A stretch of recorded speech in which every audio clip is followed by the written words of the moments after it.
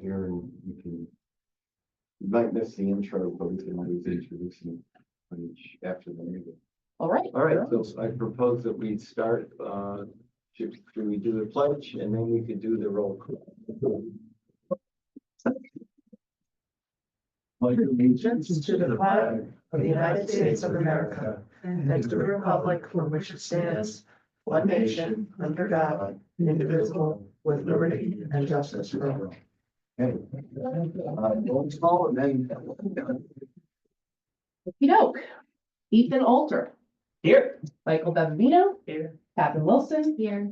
Jason C. Here. Omar Green. Here. Chair Garwood. Here.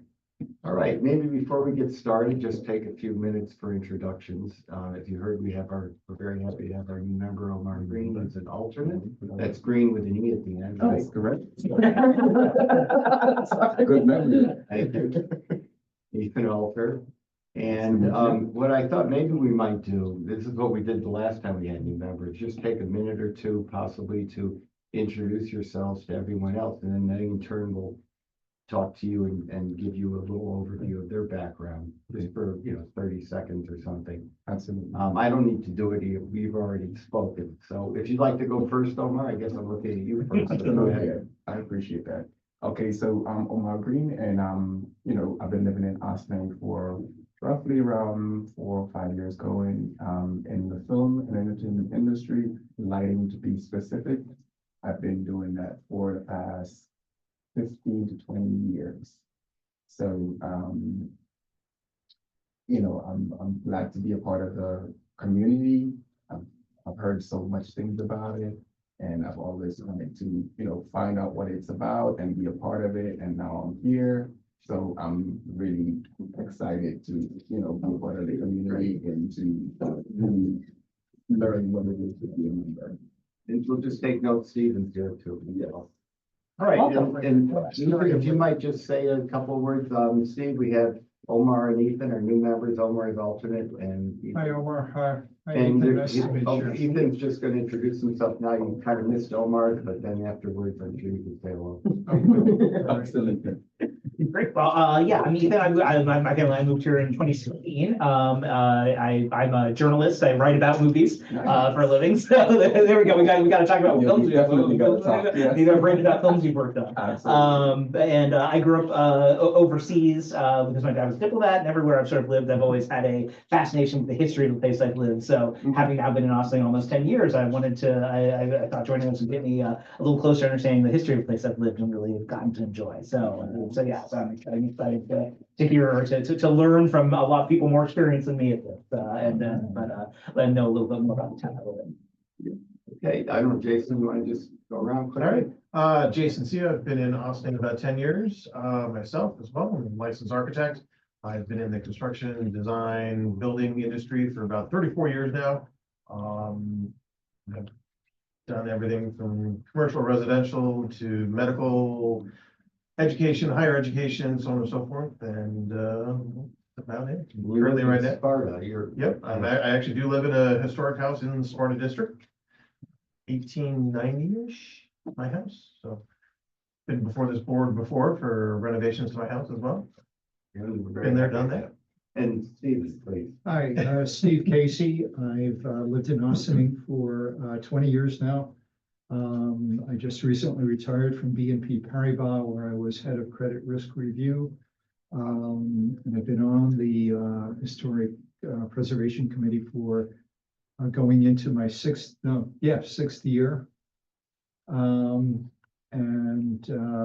I live in one of the Three Sisters. It's a house. It's in the historic building guide on the site. It's sort of Carpenter Gothic style from 1877. Catherine, please. Hello, I moved to Austin in 2014, and my background's in architecture, and I've been on the HPC since 18. I look at dating. It's been a while, but yeah, and I also joined because I fell in love with the history and architecture of Austin, so well. And Michael, Michael Bevamino. Yeah, I think we also moved here in 2014. We have same age kids, yeah. Right around the pandemic, I left my architecture firm in the city and started my own practice called Architecture that's kind of based out of Austining. Been really fortunate to potentially be a part of a new building that's going up on Main Street that might be starting this year. No. no, Dana? Oh. I'm not gonna think Sorry, talk about spring and May. No, I know you're on, but no. That's on- no, no. Dana, that's on record? Sorry, that's on the record. All right. Sorry, I just didn't want anybody to get their hopes up. We got a lot to do before that. So, the All right. garage, the parking lot.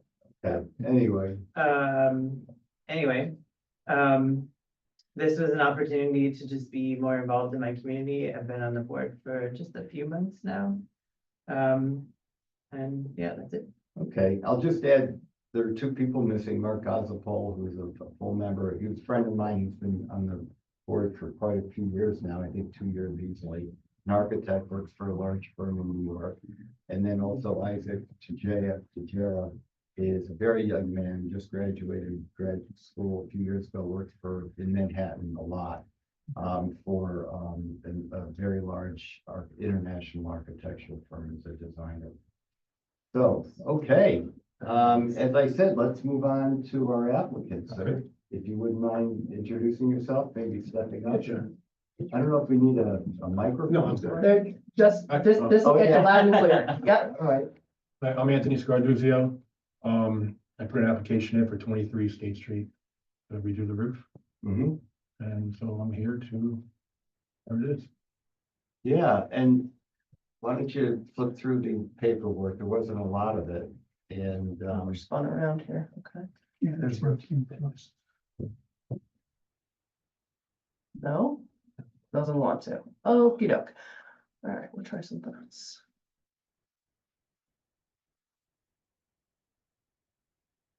it basically, I didn't see a recommendation or a request specifically. I'm gonna jump ahead to what I recall seeing on the application material. That's what I recall seeing. It's a new roof and there's no color, as I saw, suggested. Does that mean you're asking us to decide? I didn't know which color to put. We were gonna go with the same color that was there. Well, Or just black. that's an interesting thing to say. Is there anything else we missed though in the application other than? Is there anything that maybe we skipped over that's pertinent? I mean, you have pictures of the building, that's great. I mean. This is it, right? So, That's the building, yes. yeah, So cool. That's really cool. better than the picture I took, I think. Now it's Neighbors Link, is it Neighbors Link with, it changed hands, wasn't it? Hudson. Hudson Link, thank you. It used to be an engineering firm or Yeah. something, and now it's owned by a nonprofit, is that? Yeah, before, back in the day, it was a home for kids. Right, it was a library for a military Military, academy. yeah. Okay, I'd like to just, I mean, it's pretty simple, basically Yeah. changing the roof shingles, you know, are those asphalt shingles? Yes. Yeah. Okay. Yeah. And the new ones are asphalt shingles. Asphalt, yeah. Okay, I'm gonna throw something out and it's in our historic structure guide. Now, you could put that aside for the moment, Maddie, maybe. I don't know if you can go to the historic structure guide. Oh, sure. Well, And- easily. Well, I can Give me email a you a few photograph. minutes. I can email you a photograph if it's easier. And then trying to find it, Nope. but it may be more, grainy.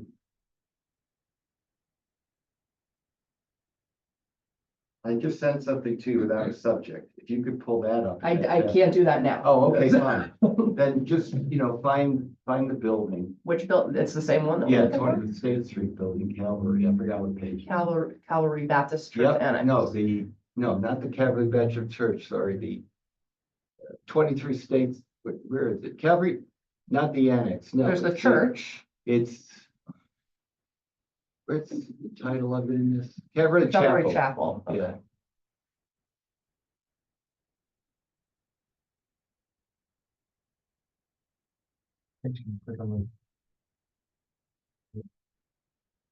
I don't think they're hot linked. I don't- No. You know, This is an old document.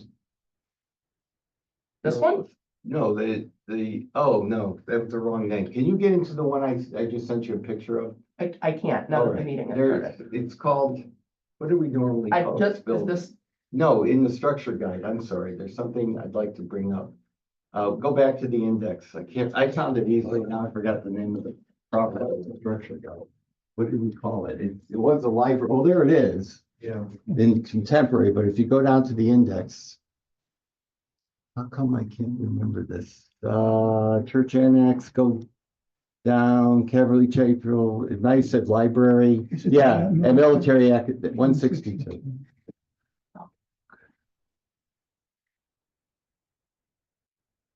oh, there's your house, you know? Okay, can you blow this picture up really big? Okay, maybe that's as big as you can. Okay, scroll over that, stop. This building is listed in the village, and I think it's sort of intonated in the description of the building. They call it high Gothic, and you know, I've heard buildings like this called polychromatic Gothic. Okay. Because it's colorful facade, they have colorful roofs. There's an example that Maddie pulled up on the board just a second ago that I offered as an example of that style. I think this is the only building in Ossining that I could easily see that is an example of that. And you might see one of the telltale elements. You see how the shingles change? That is an integral part of the style. Now, I don't know if you can switch to the photo I just sent you. This one? Yeah, you'll see this is just a building I pulled up as an example, but you'll see, you know, there's a different way they did it, but you'll see that kind of idea. Yeah. And there's a very famous example, like at Harvard, there's Memorial Hall, and it's a gigantic building, and if we showed you a picture of it, you'd be totally intimidated because they have like 5 different colors on the roof, and I don't know if you'd ever want to talk about that as a standard.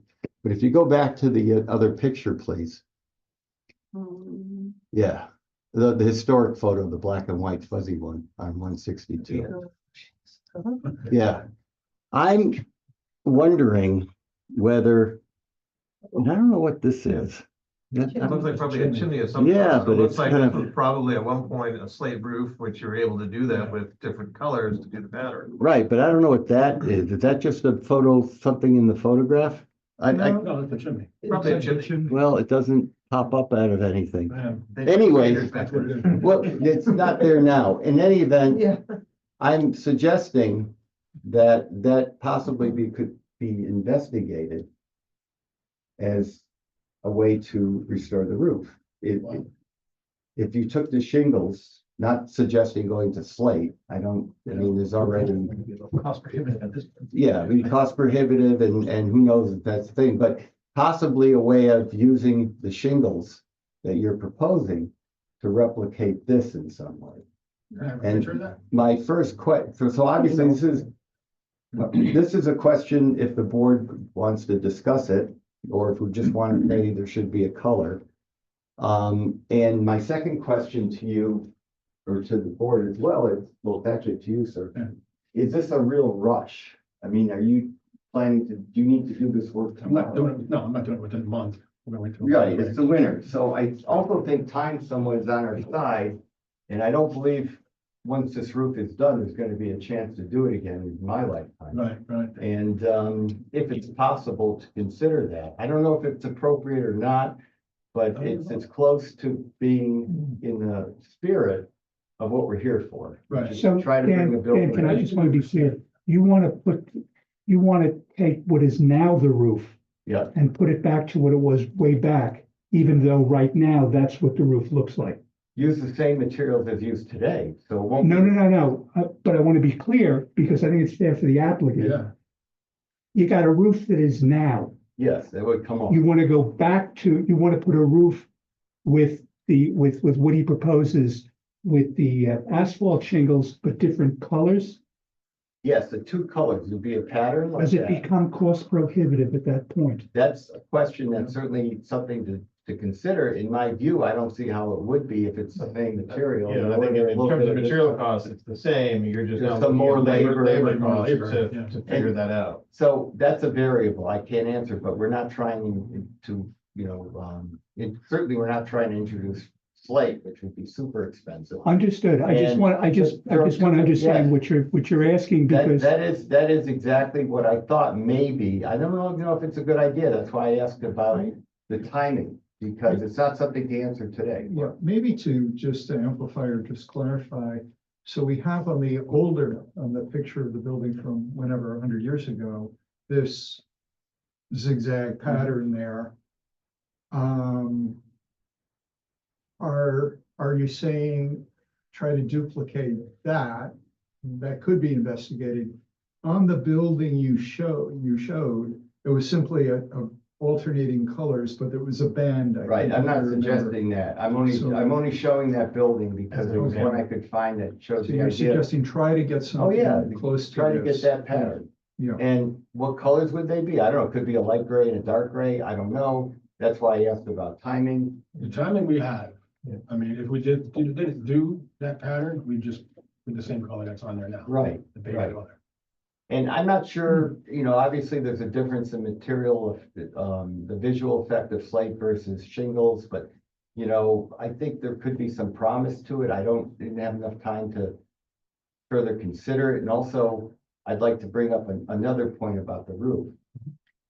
As a precedent, Stuart, if you remember on One Rockledge Avenue, which was over a year ago, we had a significant contributing home in Sparta that was a wood-shaped roof.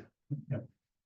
The applicant wanted to replace it with a pseudo slate synthetic roof. And we didn't approve that because originally the building was wood shingle. And to go to slate was just a very big change from how it originally was built. And the solution to it was, and this was timing, if you recall, was a big issue, is the chairman at the time granted me, could be somebody else, the ability to go on site with samples and decide which colors were appropriate and just call it a day. That is something we've done before to simplify the situation, because right now, I don't know if you brought any roof shingles. No, I just put it in. So there's a precedent of actually seeing the roof shingle, and I can tell you from my experience doing this, looking at the catalog and trying to discern what the color was on that building could be a little difficult because Oh, yeah. of the age of the shingles. I think you'd agree. Those shingles are over 30. Yeah. Drew Miller, guy, local roofer, he did it with his father. Okay. And I had him come out and look at it. He was like, Yeah. I know this building. I guess He was a kid. Did they take the slate off when they did it? Yeah. Yeah, that's, okay. So I'm throwing that out for discussion. Anybody wants to pick up on this? Yeah, certainly I think it would also- like to hear. To your point, I'd like to see some samples. I'm not quite sure the ones that are selected thus far are really probably appropriate for the building. They're vastly different from the 3-tab that's up there now, and I'm not sure if they're quite appropriate for, if we're looking at it from a historical standpoint.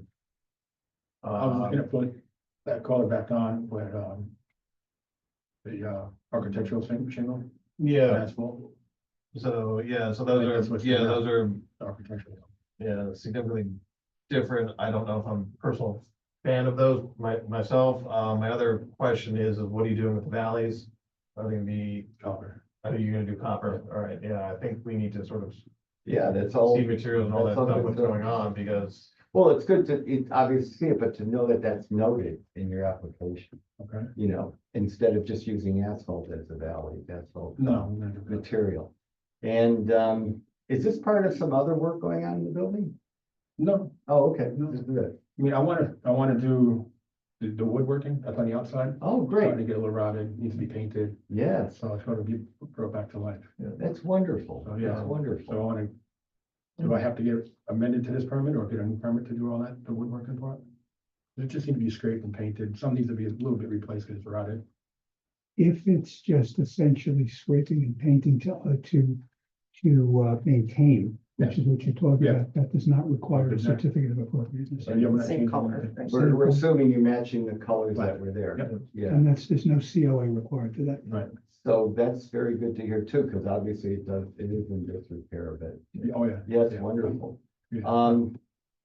So I don't know what the chances are possibly if we go to, it's a good point about the 3-tab, a different size shingle pattern. I think you're familiar with the different patterns you can get. Yeah. Shingle size, and whether that would be something that it could make sense, could really be a convincing gesture to try to bring the building back to as much as we can to the way it originally was. Or if it's just something that maybe to me just sounds like a nice gesture, but when you get into practice, Mhm. it won't really come off the way I'm imagining it might. So that's the comment, that's my observation. And anybody else have? I have one other comment, and I went through this on my house, was at the time this board went through, there was a historic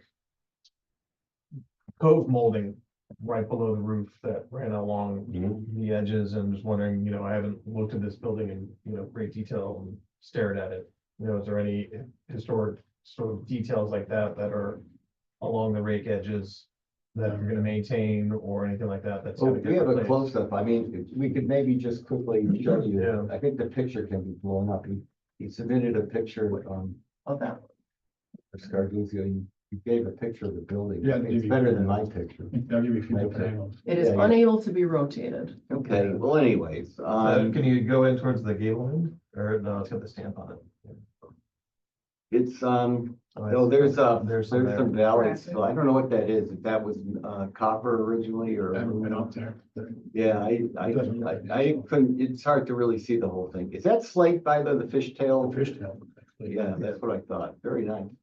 Yeah, it's beautiful building. And fortunately, it's all there. None of those tiles came off or anything over all these decades. Yeah, so it's like you're looking at, the 3-tab that's here now is a wider format than the one that you're proposing as the architectural, which is gonna sort of drastically change the look of the I feel of don't the have roof. to do the architecture. I could do No, the but- I just thought it'd be nicer. True, I would agree. I mean, there's all other ones out there, there's slightly different styles, but Yeah, you yeah. know, it depends on the price point, but you know, at the I same don't time, wanna you get too wanna. crazy, because I know it's a historic building. Yeah. Now, if that, Are you gonna also do the flashing of the chimney and? oh, yeah, Well- well, with, oh, yeah, 100%. Okay. That's all covered. Well, So what we're saying is, if we can't figure out how to do that design, then we're gonna go. Right. That we- well, I guess that, yeah, and I don't know what else to suggest. I do think that, I first of all wanted to know, you're not the owner, or are you the owner? No, I'm not the owner. So I guess possibly, is the owner interested in spending some extra time to try to, possibly with nominal additional cost, Yeah. maybe no additional Yeah, cost? so we have to raise money. We're a nonprofit organization, Okay. and we, Is this already funded, the roof? we have people that have asked about funding us for it. Okay, so I don't know pricing because I didn't know what was gonna happen. okay, it might even be, I mean, there is a possibility that trying to bring it back to its historical pattern could be an asset in fundraising, possibly if it has a nominal Right. cost associated with it. So So we're it's strictly on donations, it's all company. right, so it's not funded yet anyways. Another reason why timing is on our side, to the extent that, we could investigate doing that. So I guess it comes to my mind that maybe there are two approaches right now, because we want to have some resolution.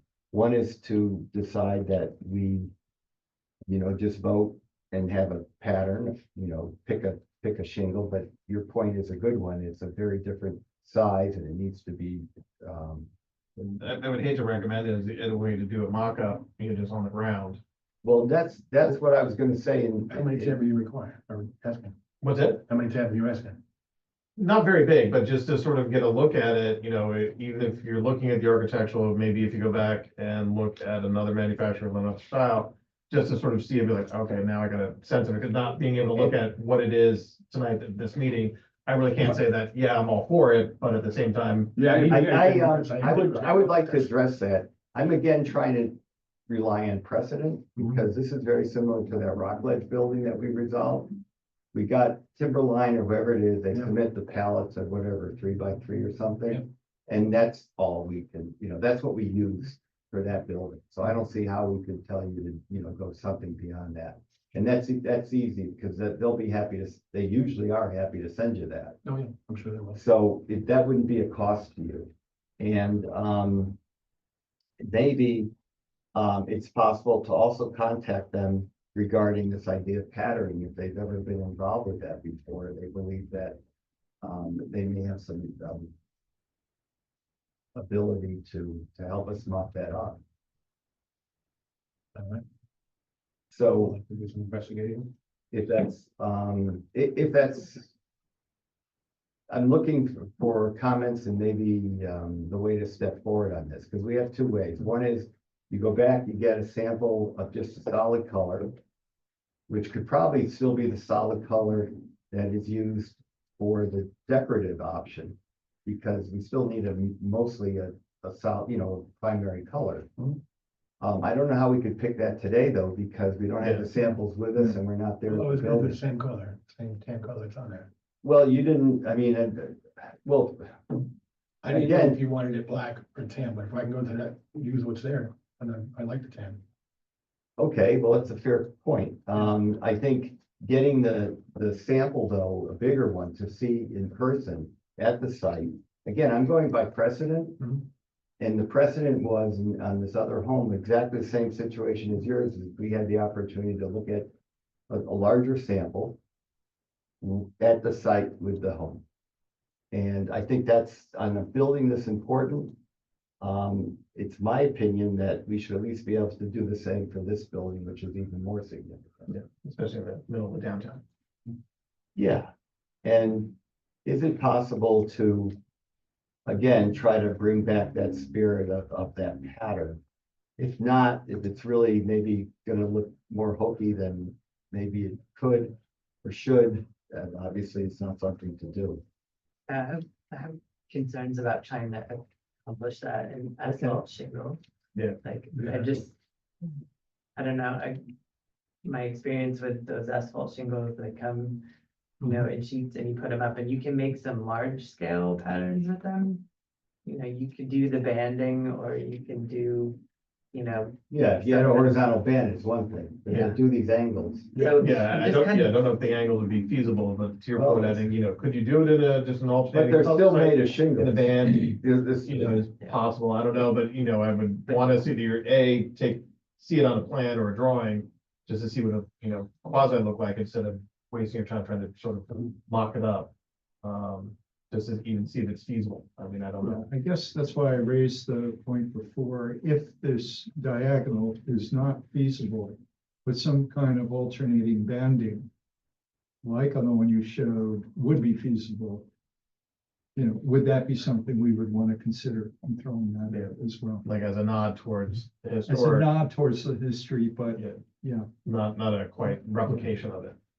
I certainly could imagine that, is in some ways preferable to a solid color. Obviously, the owner and I would hope would want to be on board for something like that.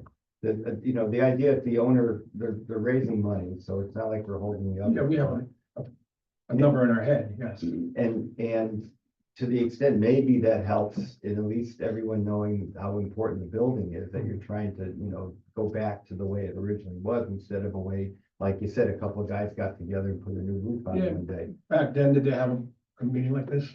No, I didn't. That's my question. Which is why the state Why were they able went to away. do it, and now I can't? no, well, that's exactly the reason. Back then, they didn't have we have to also acknowledge our mandate, which is, for whatever reasons you're here and you're asking for our opinion, and I'm giving you my opinion, but I'm also. And I think he's trying to- also making the fair point, which is, this is how the building has been for a long period of time, at least for 30 years. I recognize the historic charge of the committee, but at the same time, it has to be taken into account that this has been a long stretch where the building has looked like this now. And while we don't necessarily consider the financial condition of the applicant. We are dealing with a nonprofit that has played an exceptionally important role in this village.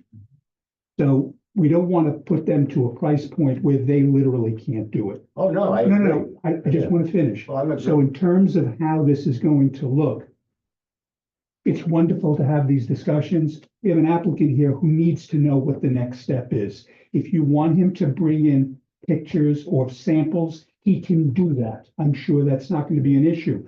But the patterning may be problematic, again, because I know we want to restore things back to what they were, but at least for 30 years, that's not how it's looked. Yeah. And that's not how it's looked at all. So to some extent, the applicant has to be a consideration to that with regard to the applicant. But again, the important thing is to give this applicant instructions as to what he's being asked to do. Do you want him to come back with samples? Do you want to have two members to come with the samples and go to the location and say, that color looks fine? That's another thing that, we could do with Mr. Scarduzio, but he's got to know, okay? Well, no, I agree. And we, certainly one thing that we need a sample, a large, the kind they provide free of charge, because that's what we Yeah, do at the I house. get that, but And, we don't know what a shingle looks like. right, but when you see the pattern, I'm telling you from Well, we went through this on a couple of the other applications that came before us is, do we really want to pick the color? Or do you have 3 or 4 colors that are in contention, bring those and say, Well, yes, we're thinking exactly. about doing either this one or this one, but these are 2 are also alternates that we can go with as well, provided that, you like the style and it's way it's gonna look. Okay. I think that is probably You want to probably reasonable for us, and I think also in terms of I think, the copper, if you're doing the valleys and the copper, sample of that and sample of everything like we have as part of the requirements, you have to provide plans to this board for us to look at and review along with the samples. I mean, I understand it's a simple roof, but at the same time, Yeah, I was told. why are we not Plans. adhering to that with plans that everyone else has got to do? no, exactly. So the sample boards for the roof are important. You could certainly make a note or certainly bring sheet of copper or something. That's no problem. I think, do you have, what are the colors, go back to, if Maddie, you could go back to the samples.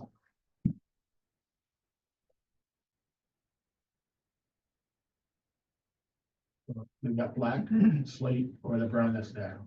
Those are my 3. So you're looking at the bottom right corner, Bottom right, possibly Top left, The top left, and okay? then the slate colored one, which is pretty much next to the black one. Okay, Okay. the dark one, from my I recollection, think within that's the the photo, seems like it's been so.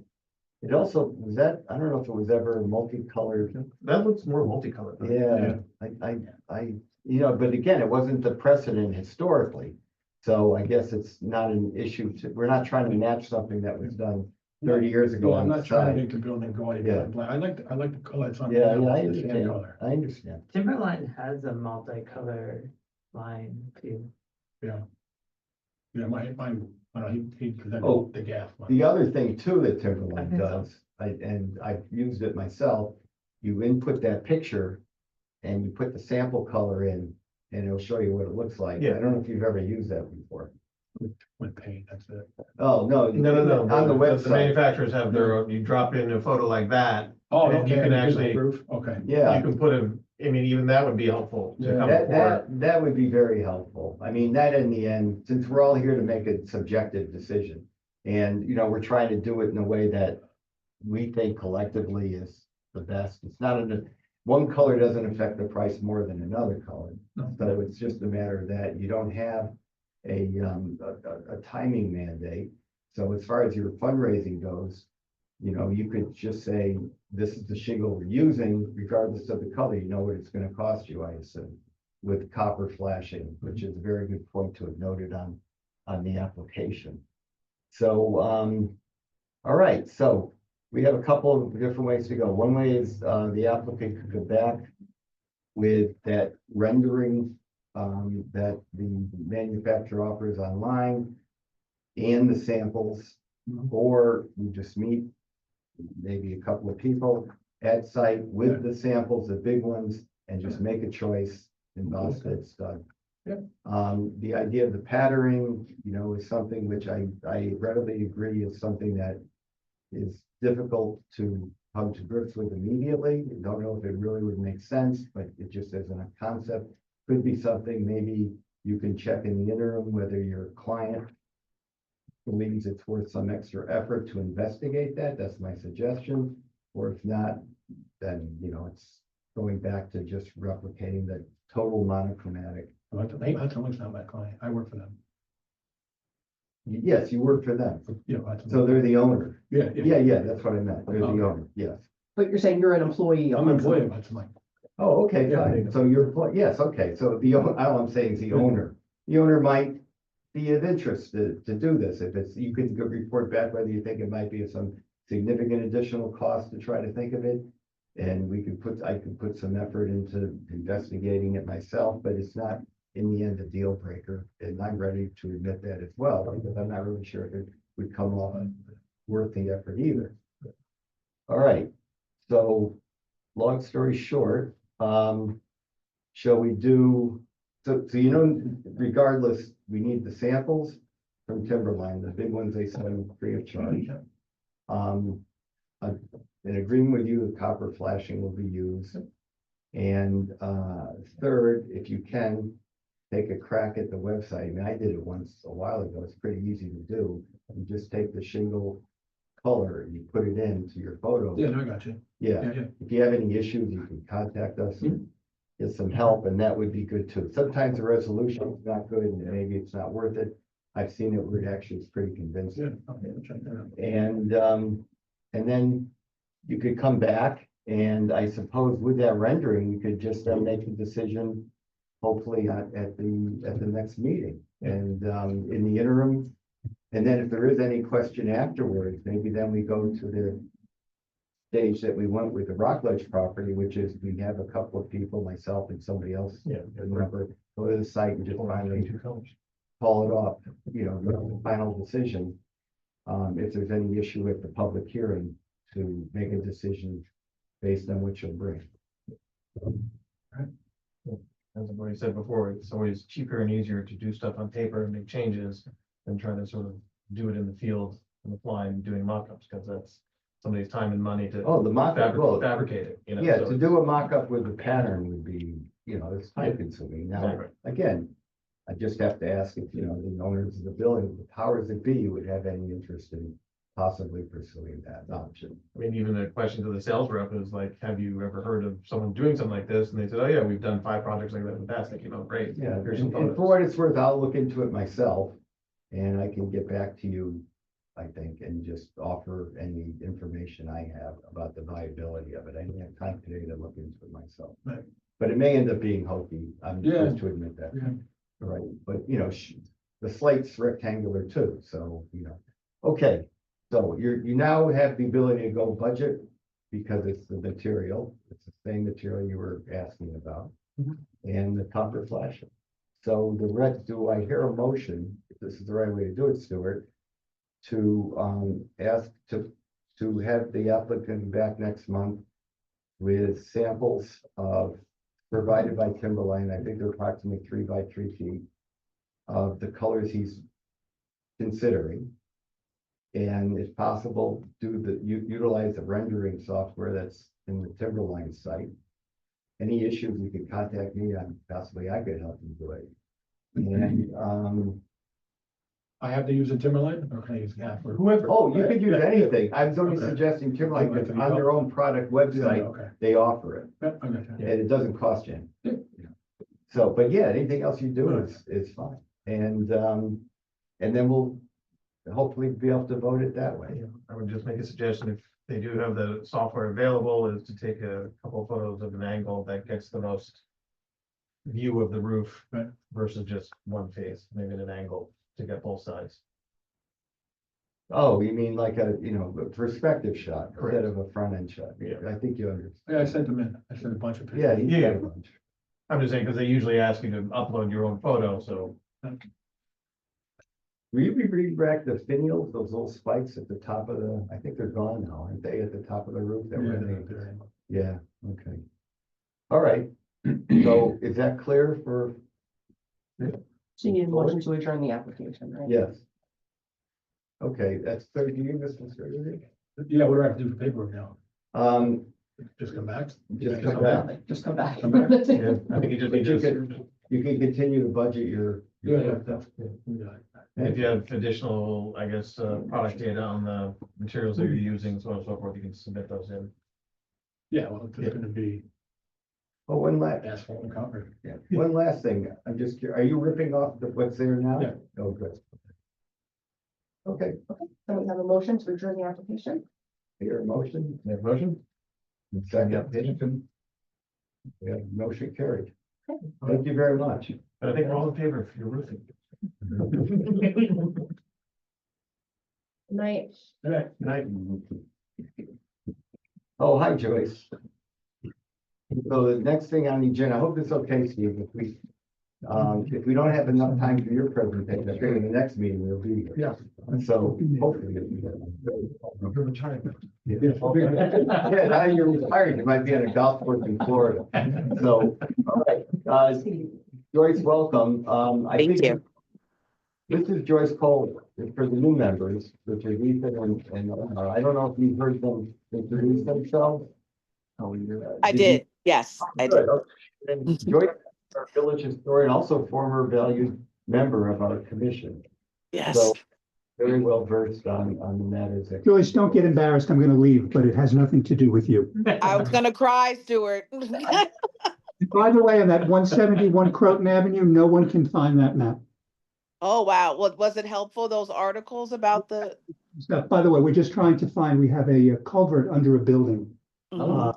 We have a title report, not a title report, we have a survey that refers to a W.A. Slater map from November 25. The company that bought Slater stuff has checked their files. That's the one file that's missing. So we have no idea who put that culvert there when. So, but it's collapsing, so we kind of. Night, Stuart. The rest of you. Good night, Stuart. I'm gonna go see my granddaughter. Oh. That's an acceptable reason, a granddaughter. Okay. Did you want me to start, Dan? Yeah, please. Okay, thank you all, and I apologize for not being there in person. Hi, Dana White. I apologize for not being there in person. We are moving, so there's a lot of stuff happening around me right now. I am coming before you because I actually want to amend my request for a Black Historic District and perhaps have maybe a heritage trail because most of the structures on Hunter Street, Secor Road, and Water Street are no longer standing. And it may be more beneficial for everyone to perhaps have a historical trail that has a pamphlet like the Museum in the Streets, and maybe use AutoCast or some kind of technology if people want to walk in and learn more about what was there and the people who have a very significant position not only in this community, but there are a lot of firsts for Westchester County that were on those streets, including the first Black doctor in Westchester County, the first Black judge in the state, in the county and the state, and the first Black man and woman to own an aviation or company in Westchester County. So there is a lot of firsts. The Green Book, the Negro Motorist Green Book, there are locations that were on Main Street, Water Street, and Secor Road. Wait, Water Street, Hunter Street, and Secor Road, actually, in the Green Book. So there's a lot of history and heritage, that cultural heritage that was living and thriving on those three streets. So I know that you may have a lot of questions. Is there do you have like a map or something? Is there any kind of graphic information that we could look at? Yeah, I think I gave it to you months ago. I made a traveling museum of these three streets actually already that does go with me different places. It's a 10 by 10 wall that explains the three streets. I can see if I can send it to you now, Maddie. I'm not gonna be able to pull it up, Joyce. Okay, so that's fine. So I can send it to you all, the wall and the write-ups for each location.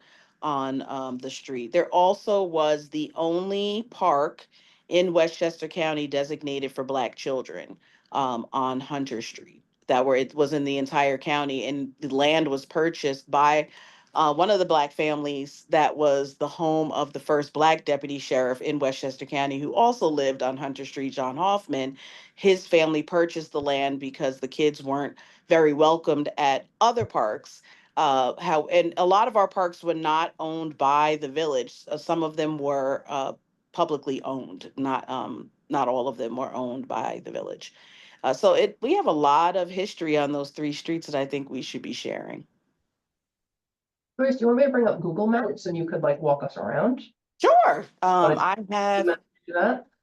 So there's also, while I'm getting my write-up, there's also something called the Clio. I'm not sure if you're familiar with that, the Clio. And that is being maintained by the Westchester County Historical Society. The Village of Ossining does have entries. It is a guide to history and culture around us. And we have Ossining CLIO, sites. sorry, is it CLIO or EO? It's CLIO. So it's theclio.com.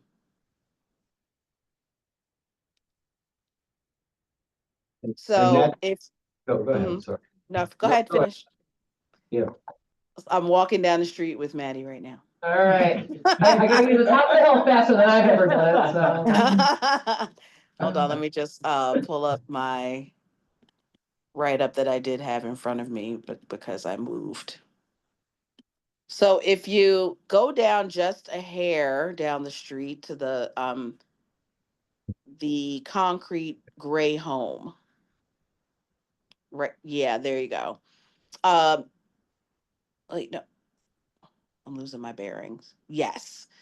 So in that particular home, there was a lot going on. There was a organization created for veterans, the Brooks Memorial um, Veterans Organization, that was run by all Black men and women. Actually, I'm in the wrong spot. Is that 27? That's not 27. I'm looking for the You're looking for- concrete. It's three. Yeah, go down further. It's three. Keep going. Keep going. Keep going. This is fun. It's like walking down the street. Okay, there we go. We're getting there. Keep going. There we go. There we go. If you go back just a hair. The one So with the in blue. that, yes. So in this building right there, yep, the 3 floors. Um, what was really significant about this home, it was first owned by the Armstrong family, who are descendants of Lewis Brady. If anyone knows anything about Lewis Brady, he's down in the historic Sparta district. He was in his family, well, his father was enslaved by George Washington.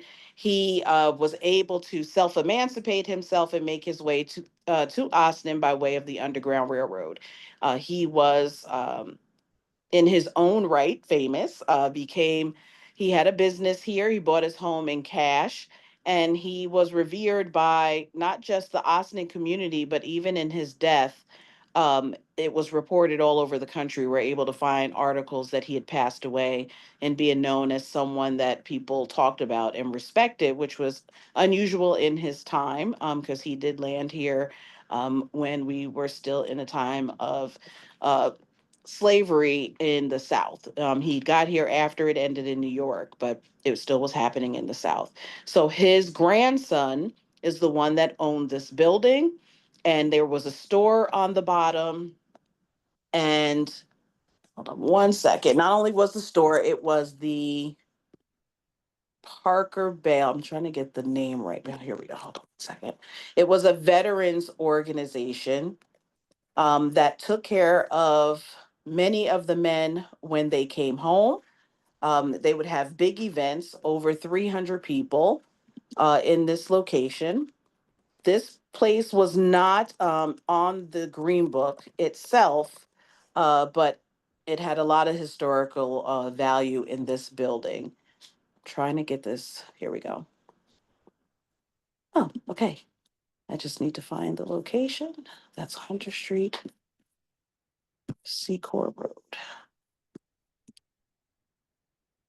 It was the Brooks Memorial Canteen, and this opened for servicemen in 1944.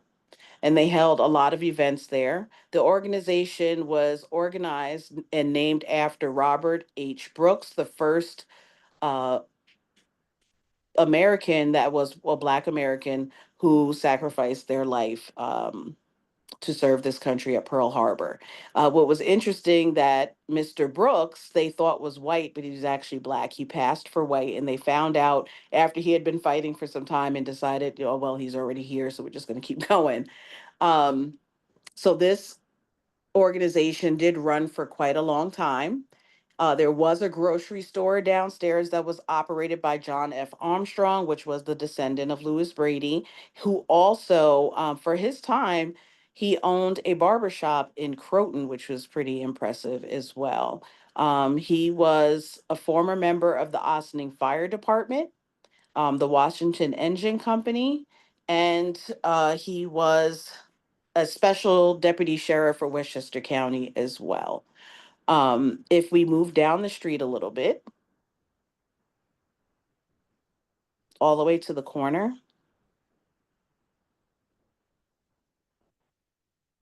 right there.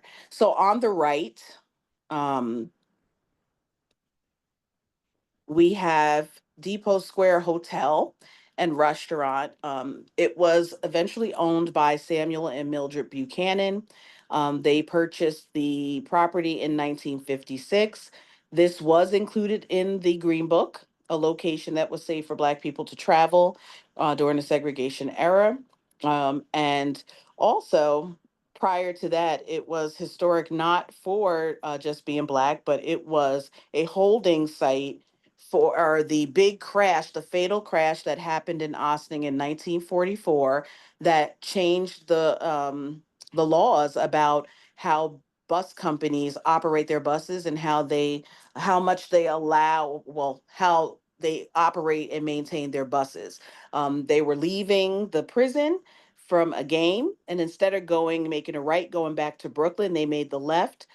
They came down the hill and careened off of the ramp, and it burst into flames. Because the only people that lived down in this area at the time was the Black community, they were lauded as the first heroes that went to respond. Anyone that was outside ran down. It was reported that they picked up people that were on fire, trying to put them out. Many of them brought them to the hotel at the time, and the owner allowed them to bring them in until they can possibly get them to the Ossining Hospital. We also had Henry Gordine, who was in the boat at the time when people were thrown into the water, and he did float around for 9 hours looking for bodies. So this location, on top of reporters going down there when people were being executed at the prison, has a lot of historical significance to our community. If you look over to the right from there in the abandoned corner, the parking lot, this was the Rigney Hotel. What was very significant about the Rigney Hotel is that after Mr. Rigney passed away, his family lent the property to a Black person named Charlie Murphy. Charlie Murphy was the first manager of the property, and it was intended to be a housing unit for Black people.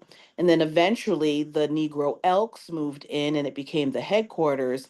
And most of the prominent who of Black people was in that organization, including Reverend Henry Edward Doors, Dr. George W. Hill, um, Judge Woods, everyone you could think of ended up down here in this organization, and their goal was to turn this hotel into a Black community center. Eventually, they were driven out, and it was demolished, and then is the parking lot. So that is one of the reasons why we want to commemorate the legacy that was trying to be established in there. But the fact that we had a Negro Elks organization, it was trying to be established as a community center for Black people. There is a lot of history that was in those buildings, as well as a lot of families did live in that structure as well. If you go down Water Street a little, Maddie, if you go down to Andre Baker. Try to make a left. Hold on. This is fun. Just keep First driving thing- down. Why won't it let me turn down the street? Gonna make me go around. Got to go around the corner to come up. All right, hold on, I'm going around. Making the block. Grab a cup of coffee.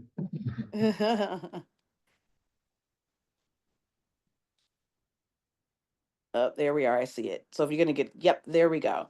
Oh, Where are we going? go back to Andre Baker. Yep, the yellow the building right there. So 20 Water Street, on top of that being very significant to me, because I lived there from the time I was in 6th grade till I left and got my first apartment. That is the home of the first Black funeral home, Dougie Hughes. And when Dougie passed away, or before he passed away, it was purchased by Andre Baker and still is Black owned. So that is very significant to our community that we had our first Black funeral home. Dougie Hughes also ran a laundromat and a car wash. So there was a lot of entrepreneurship happening on these 3 streets. It's like I said, it's still Black owned, and most of that street today is still Black owned, with the exception of the building to the left, and the hotel on the far right. The building at 14 Water Street that is no longer there had a lot of the Black community did live there, but they had a lot of fundraisers for a lot of the organizations that we have, including the Baker Collier Cheer Fund. They would raise money for, and other organizations, including ones that help Black children go to college.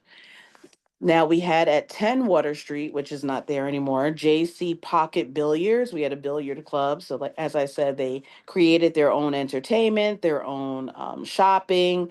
They did everything on these 3 streets. It was like a community inside of a community. If you go up to Hunter Street, please.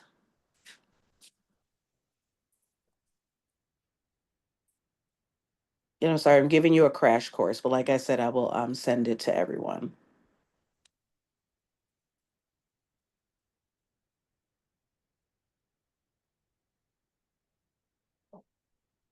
Yep, if you could just go to the second house, that'd be great. So right there, the building that's 3 floors on the left. Okay. That was when the first Black doctor came to Ossining, Dr. George W. Hill. He first was on Croton Street. He didn't have enough patients to keep his practice going there. Oh, we Sorry, I fell. That's okay. It's the larger house, right, Joyce? Yeah, the one that was 3 floors. with the columns. Nope, there we go. Nope, keep going. This one? It had, nope, one more. It had the garbage cans right there. This Yeah, one. that one. Oh, No, to the left. Yeah. Right there. So on the first floor there was Leona's Beauty Salon that was operated by Leona Robinson. That was in the Negro Motorist Green Book. So that was in the 1941, 1948, and 1949 edition of the Green Book.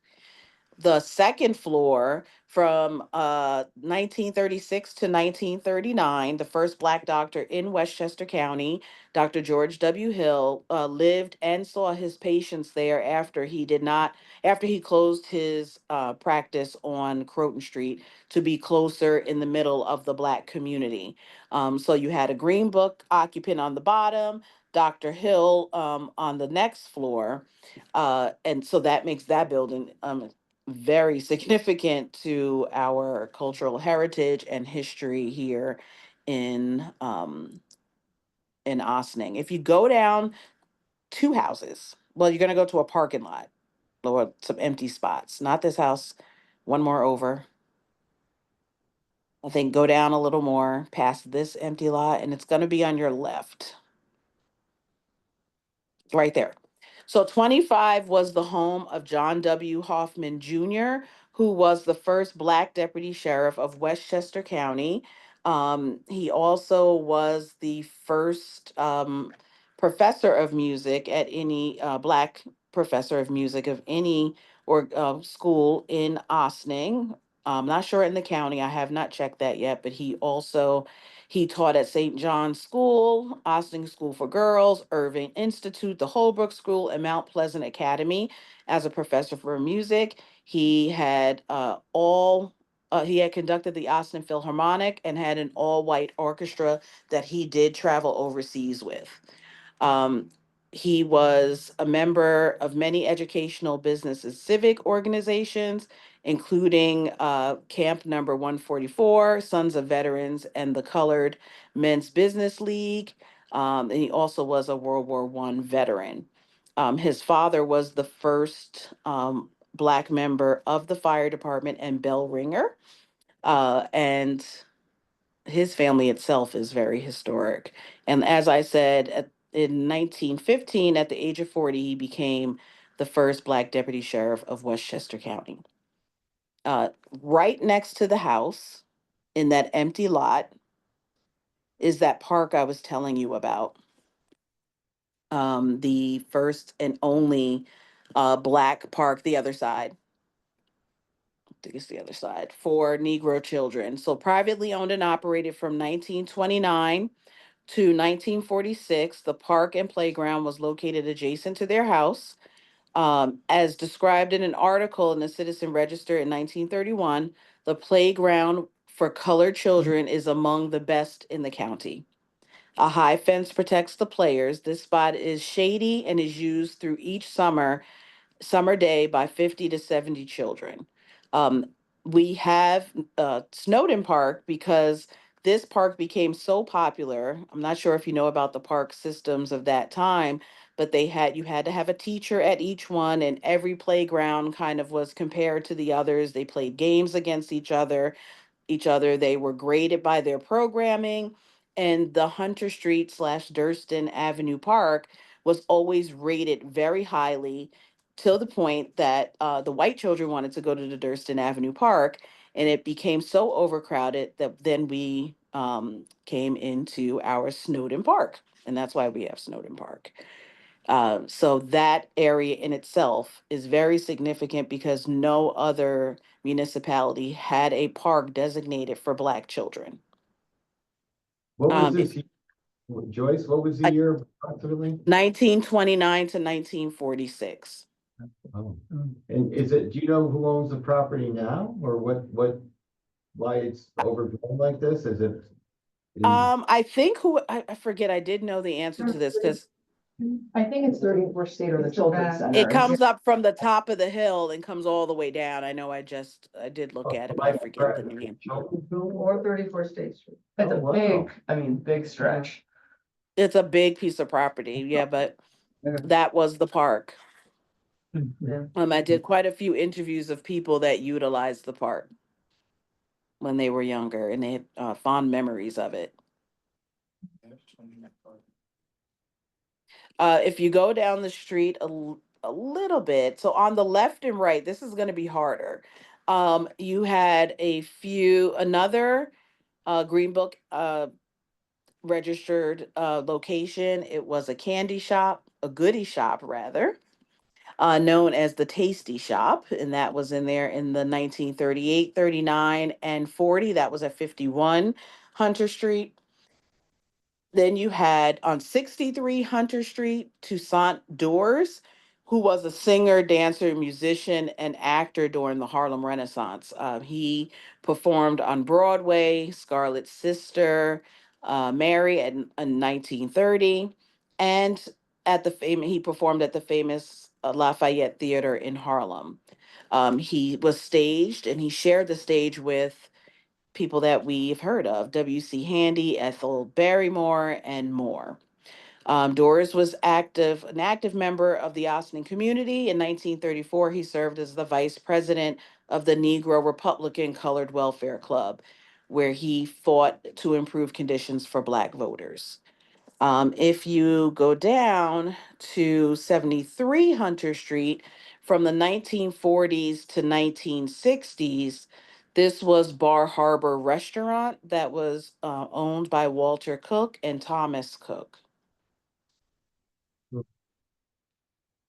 Okay. And in 59, which is not there anymore, 59 Hunter Street, this to me is one of the most significant. It did burn down the original structure, but Reverend Henry Edward Doors, who is the founder of Star of Bethlehem Baptist Church, lived at 59 Hunter Street. He purchased the land from the Congregation Sons of Israel for a nominal fee for him to be able to have a place to live while he was starting the church. When he first started the church on Spring Street, he lived at the church, and as the congregation grew, he had to move. And the Congregation Sons of Israel did transfer their deed over to him for a nominal fee. And from there, that had 13 rooms in that home, and it was called the Doors Hotel. So Reverend Doors was instrumental in bringing a lot of the families up and housing them from Bertie County, North Carolina, including my family in the 1920s. So you will find a large population of the people that are left that came from Bertie County. Their ancestors started in Reverend Doors' house. They would come up, find housing of their own, usually on Hunter Street, Secor Road, or Water Street, and then they would send for more people. And that is where we get a very large portion of the Black community that settled in Ossining during the Great Migration. Joyce? Reverend, yes. May I interrupt, just in consideration for the group. Certainly a couple things come to mind. It's certainly very educational for me. I had lost track of how extensive the history is in this part of town. And you've certainly got a lot of detailed information about it. Unfortunately, architecturally, not much remains. No. Not to cut you off, or maybe just simply in the interest of time, because we have Stephen's got a presentation to us also on the agenda. Is there, I assume there's more that you'd like to talk to us about, but may I suggest at the moment, maybe you'd have an overview of how we might be of service? I have an idea that I could offer, but if you have something specifically, maybe we should take some time to now talk about it, because we can always go back and get acquainted with even more properties and personal histories. Absolutely, I'm open to that because, yeah, I don't think historic district is appropriate because there's not much left. So I would love to hear some ideas that you have. Well, the thing that came to my mind, I don't know if it exists on the village website, is the Green Book. You're the one who told me about this a long time ago when I first met you. I think I didn't know such a thing existed. A book for, the time colored people, I think was what they used. A travel guide. That's correct. That's a fair way to put it, right? Yes. And, do you have that book? I do. Is it something that for just Ossining, I think it could be an interesting idea to link it with our Historic Preservation Commission and make a little link that's visible, because it's part of our history, even though architecturally a little tenuous. But I don't know of any other thing in our village website that has the caption that's as appropriate possibly for the Green Book as HPC. So I like the idea of the Green Book and the associated locations, but there were only 3 in those years. It still is a good idea because I think any recognition for that is great, but I don't want to leave out all of these other significant locations, including Reverend Doors, who was his history extends far beyond the Black community. It spills over into the entire Ossining community, especially as a Civil War veteran. And then we also had the jazz musician. I remember you telling us about. Unfortunately, I've forgotten his name. Sonny Sharrock. Thank you. And no, they're amazing. There are so many stories that you could tell. So what about the other version? You said there were a few different editions of the Green Book. Is it only one edition you have? Oh, no, I have everyone that I've referenced. And in all those additions, there's only 3 properties in Austining? It's the same 3 properties being, and there's one more, actually, it's where the post office is today, that was Ossining Hotel. Well, That- is that a starting point? And then is it possible that, maybe there already exists some blurb locating each of these buildings, some that don't exist anymore, with the biographies, and as a way of disseminating that information, HPC can offer it on the link and maybe make some kind of a banner on it, Yeah, but yeah, that would be great. I just want this to be preserved in perpetuity. I don't want it to be just while I'm sitting in this seat, and then when I get out of the seat, no one's talking about it anymore. No, well I said. I have a question. Yeah. The museum in the streets, were you a Mhm. part of that? No. Oh, well, who, was that, done by the village? No, or- that was the historic preservation. Okay, so I would strongly propose that we do a heritage trail and follow the same format that they did for the museum in the streets with the signs and the maps, and have it distributed. I think it would be a wonderful field trip for the schools to do. Yeah. Like the way they go to Bethany for, that would be, I mean, it's so interesting. I didn't even want me to stop talking, so that would be my We my could do both. motion. I mean, the link is no big deal, and then you go. Yeah, link's fine, but I think that something physical on the site, you walk by these buildings, you don't know, I mean. No, you it's don't even- exact, I think that came up before once, years ago, when I Yeah. first started, and we had chatted. It's a good thing to remind us, Catherine, that. Signs for the museum in the street for buildings that are gone. So as did well. Dana, did HPC, did we, I don't know the machinations of it. Did we request money to get the signs made and? And we have some. I was not on the HBC at that time, but I knew people who were, and I knew they were working on the project. And I believe that they did get money either through a grant or from the village. Right. But yeah, they did. Would historic Hudson River towns have more context on how it rolled out, or maybe not?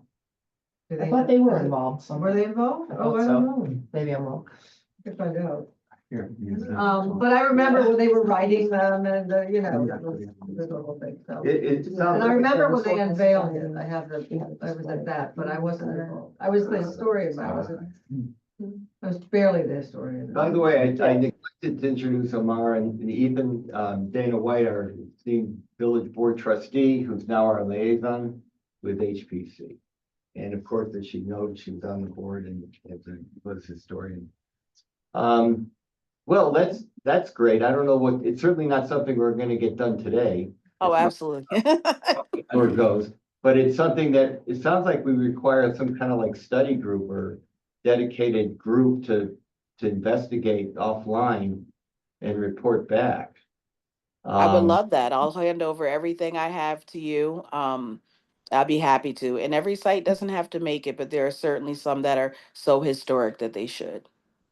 Museum in the Streets, here it is. Thank you for calling it up. We've been involved with this either.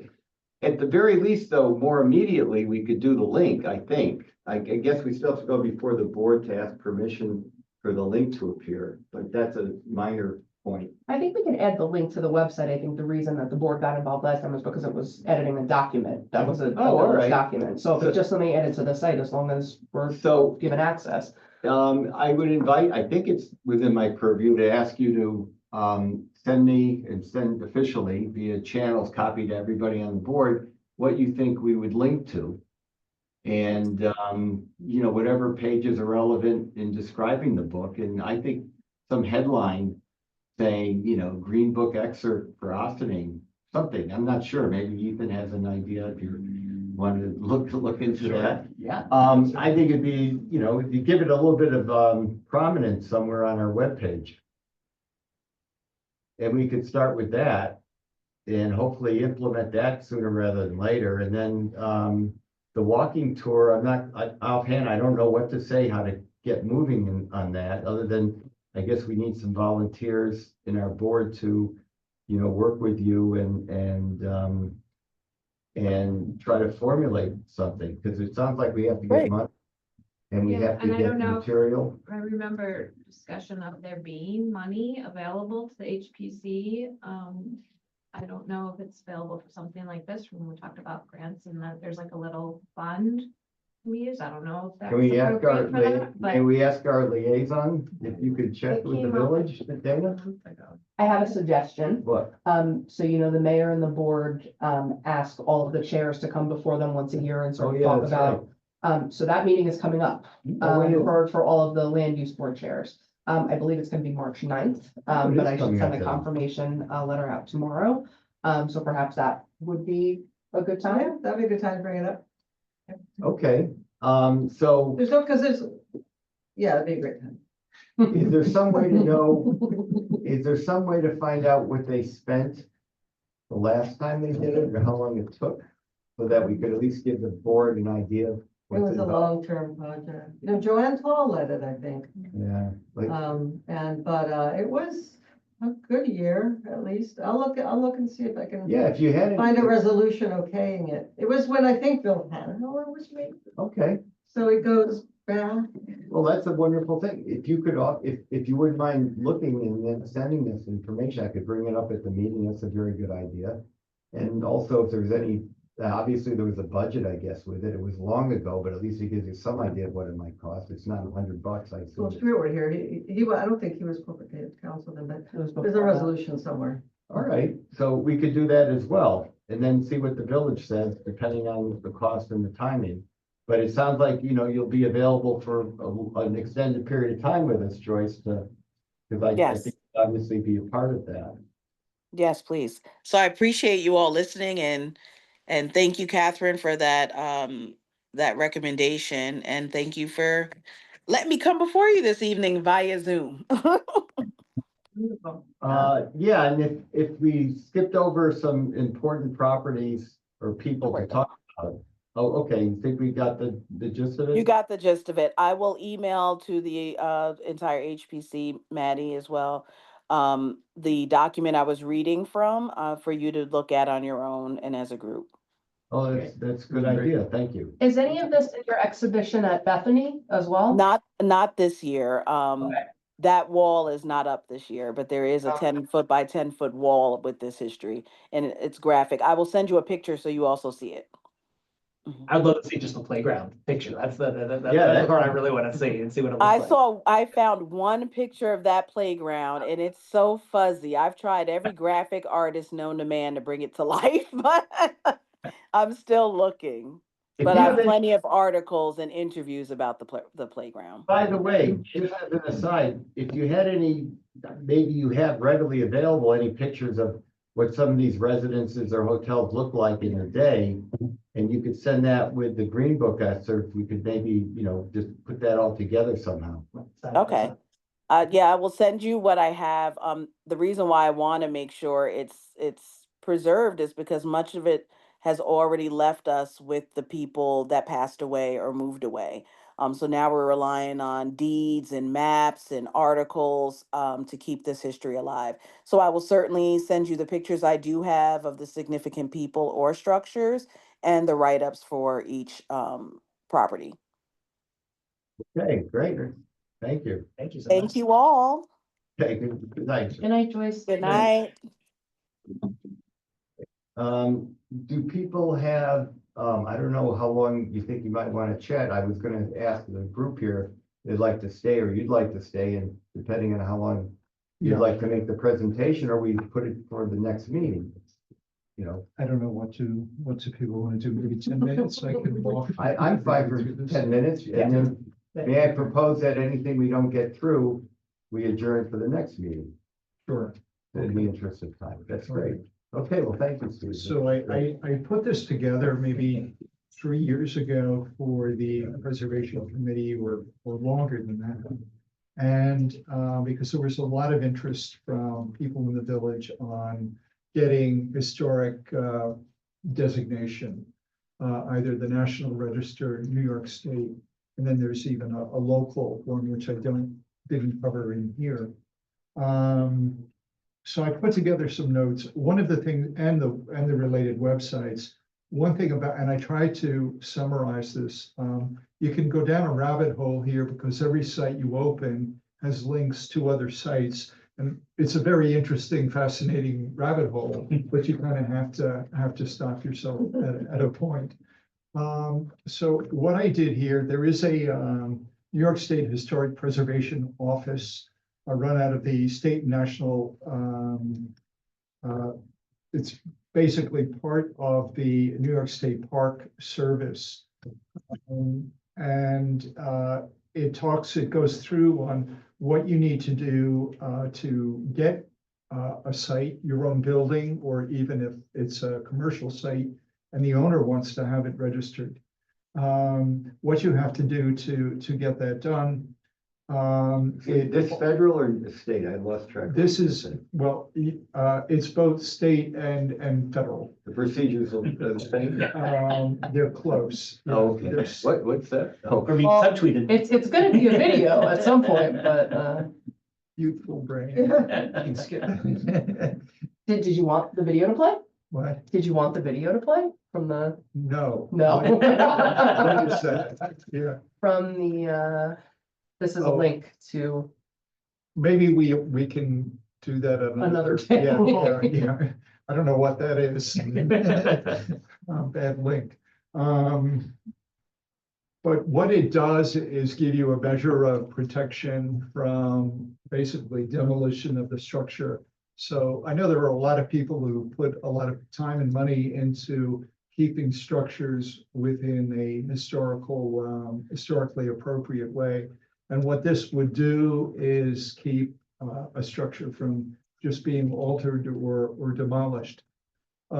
You would think, though, that starting at the federal level, state level, and local level is the way you would work, but it's actually the local preservation designation that gives you the most protection, or a structure the most protection.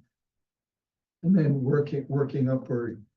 You can get certified historic properties, can get also federal income tax credits and state tax credits. The federal credits seem to be available if it's an income producing property, but the state credits are available even if you're a homeowner restoring your house. May I interrupt with the building we just reviewed being a local designated building? If it's locally designated, does that mean it's also state designated? I'm not sure. I'm not sure what the distinction is. Is that something they could make themselves available for? That's possibly, an for the idea. cost of the roof. Yeah, if it is, then they could apply and get a tax credit for, it's a nonprofit. I don't know how the taxes would work there, but that is something that they could look into.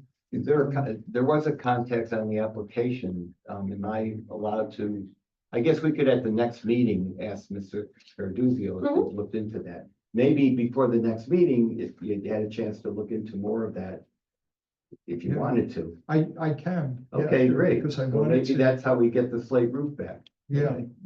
Now there is actually, it turns out there's a fair amount of assistance available also from the State Historic Preservation Department and a group called the Preservation League of New York State, where it's basically a not-for-profit, although they do get grant money from the state of New York for preserving historic properties within the state of New York.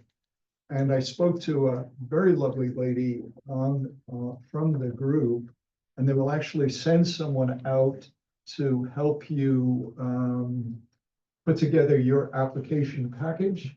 You have to submit photographs of your property, but they'll tell you, give you assistance, this angle, and we need to see this, and we need to see this as part of the grant, or as part of the application to have your property designated, and also how to write it up and how to complete it. So there is assistance available. Interestingly, there is a historic preservation grant program as well. So that might be something, given that That's this state? is Is that state? that's state, yeah. That given that this is a not-for-profit, that is something that they could potentially take advantage of as well. And to look up whether it's in the New York State rolls, I don't think I've tried to look up, I guess just look up the, find out if this building is in the database for me, Yeah. find that on the internet, yeah. Okay. Uh, So I won't go through all of this. I did outline a lot of what is available on these sites. There is a lot more, but I guess one of the things I wanted to ask this committee is I could even flesh this out further and hosting something like this on our site. Would there be, do you think that would be worthwhile doing? Yeah, I mean, there already is in some of the links on our site, New York State preservation information and Mhm. federal. I mean, maybe you could call it up now if it's germane. Yeah. Stephen, would you consider landmarking the Three Sisters? Yeah. Yeah. Yeah. I think that's a. Yeah, Yeah, I'm going to, now that I'm retired. Yes, you're retired. I can do this. But one of the things there, Excuse me, Mhm. what we're looking for, we're looking for the link, I think it's under resources. Under resources, yeah, you just passed it, yeah. And then what are New York State, SHPO, and it has a lot of links there. Are any of these the links you were thinking about, Steve? it is, some of them are. Stale, yeah. Would it be possible to have like a more, like a link that's like, if you live in the village of Austin and you're interested, like you live in the village of Austin, you're interested in landmarking your home or, whatever. And then like a very, very, without all of these details, sort of a bullet list of what you need to do. And then just Yes, to get that's it what I going. was thinking, maybe transforming this Yeah. into something like That's like that. a really Rather simple. than just have a list of 20 links, Yeah, which yeah. may be. No, it's So not. some it's people would helpful. know it's A guide possible. That's a- to how to begin to go about it. That would be a wonderful thing. I mean, that's Mm-hmm. exactly what we should be here for, to do stuff like that, to make Make it it easy easier. for people. So maybe. Would you I like to, could- you take time later to try to develop that? Yeah. Oh, that's Yeah. wonderful. Mhm. That's wonderful. And also I'm just suggesting, I can't remember now what the credits are, the amounts of money. I think it's like 5% of what you spend or something like that. There's some percentage of what you spend. Yeah, I Maybe needed to just some of do, the we need to outline. do a bit more digging here, but the federal tax credit apparently is only available for income producing properties, but the state tax credit is available for owner occupied buildings.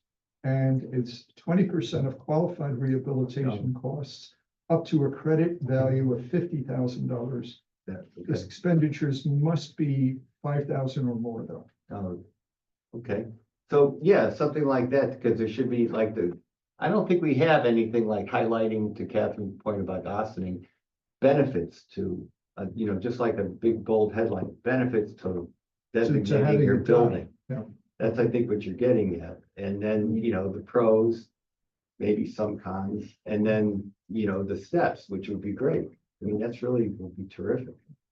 I think, it's preservation of the building, the tax credits, you have to have it designated to get the credit. You Right. can't do it the reverse way. Right,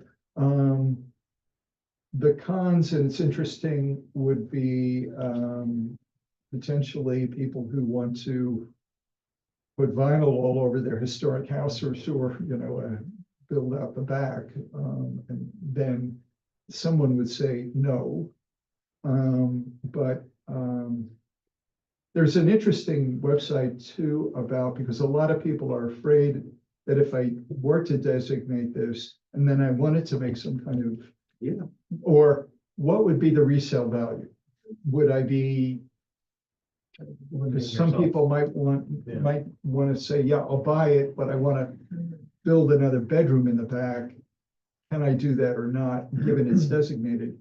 But more often than not, having a site designated historic actually increases the resale value That's rather the than the pro. other way around. But the applicant who was here would not be here if that were not a designated local structure, I'm sure. yeah, Because it would just be a regular building. It's not an historic district. Yeah. And, I don't know did they get Did they designate it with the original owner's, I guess, cooperation, right, or initiation? No, that was kind of before my time, because it's pretty tough these days. You gotta have the owner's cooperation Yeah. ideally. And we tried to do a couple and got a lot of pushback. That's what I remember hearing. and, So know, you need, you need, like-minded owners, who want to preserve the house for perpetuity. I mean, this guy's, and Mr. Scarduzio was understanding a little frustrated maybe that he had to go through this, but they kind of forget they have a designated building. It's not a Yeah. regular building in town. So, yeah, this is a great thing. It's something you can point to when you want to have a discussion with somebody who's got, a very interesting property. Yeah, that would be great. Can we say, unless there's something else you wanted to bring to our attention, No, that's what I just kind of wanted to go through the highlights here and, is it reasonable to think that maybe the next meeting, unless we have a lot of applicants, that, you might have time to show us, some rough outline of what it Yeah, might look like? yeah. Hey, that's wonderful. That's just terrific. Great. Thank you. Because I know I did it for my house, I looked into it, I scratched the surface on the SHPO thing, it's like, oh, this is a pain in the ass. Like, never mind. We will not quote him. Right, we'll put that in the. Jason C, an HBC member, it's not worth the effort. what the positive was when I called up the Historic Preservation League, they were really positive and said, yeah, we can help you. We're here to walk you Yeah. through Yeah. and hold your hand as you do it. Are they part of SHPO? No, they're a State Historic different, they're a Preservation. different group, but they get, funding from, they get a grant from New York State. Okay, And they're preservenys.org. I have the websites here. okay. Well, it'd be interesting too to find out if we got it designated at the local level, does that mean New York State designated it too? I guess we just looked it up I guess it doesn't. No, I don't think so. I Oh, think okay. I think you gotta sort of, like you said, you gotta go through the process. What benefit came to, do we know what benefit came to State Street for designating their building locally, if it's not on the state that has grants or the federal? Okay, 34 state? yeah, Well, it's still standing, that's barely, but that's, the fact that it's still standing is because it's locally landmarked. It's. right, but for the owner to want to do it, that's really what I'm trying to. We'll have some news on that pretty soon. Oh, okay. That's going in the minutes. All right. Thank you, Steve. This is great to hear. Is there anything else that anybody would like to bring up before I ask for a motion to adjourn? Is there a motion to adjourn? I think that's what I'm supposed to do, right? Ask for a motion. I can't do it myself. The new guys do it. Yeah. There we go. All right, motion to adjourn. Do you want to second it, Omar? I second. Omar, Wow. Thank you very much, all of you. Thank you.